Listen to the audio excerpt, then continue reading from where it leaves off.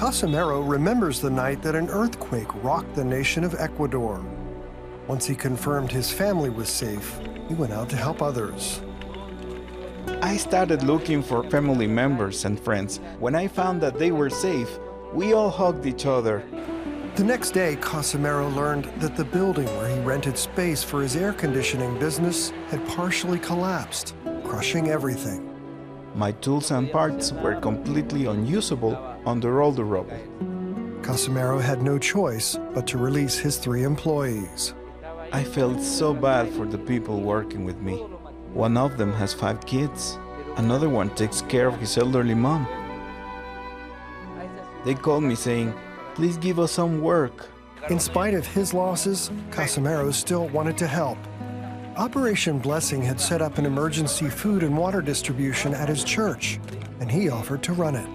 Sometimes, even when we have little, it is wonderful to serve, to help others with even greater needs. Casimiro never asked for help for himself.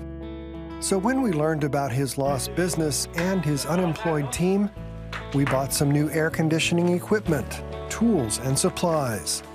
Now he not only has a way to support his family, he was able to rehire his team.